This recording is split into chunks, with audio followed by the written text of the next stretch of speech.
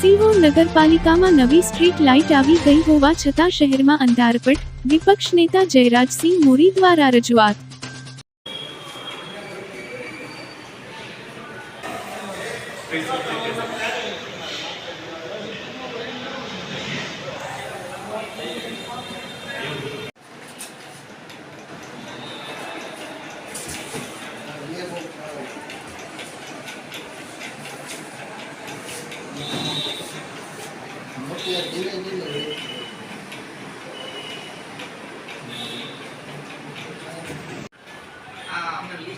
Phone करना ठीक है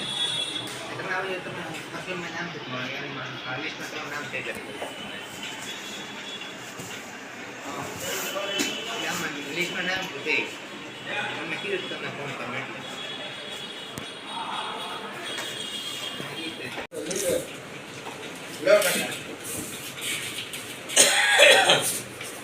હલો બોવા હવે ખાવા જેવું આવું લો બાપુ ન્યા આવું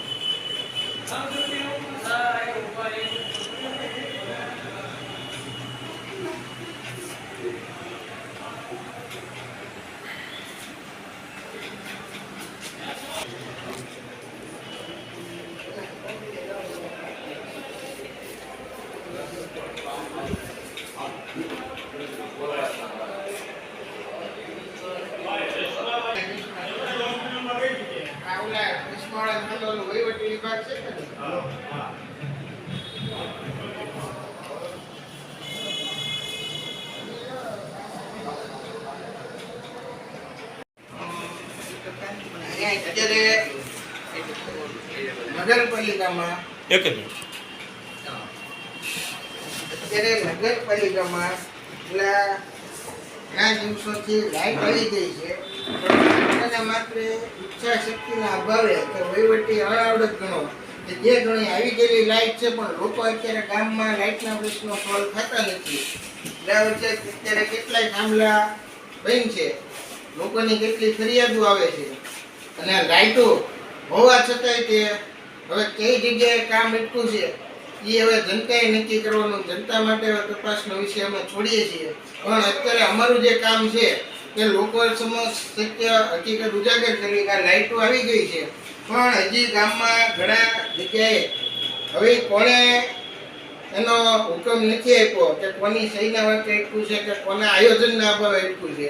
પણ અત્યારે હકીકત છે ગામ અત્યારે અંધારામાં છે અને લોકોને પૂરતી લાઈટ મળતી નથી। અને ખાસ અમારી માંગણી એ છે કે હવે અત્યારે આપણે નવરાત્રિના તહેવારો નજીક આવે છે,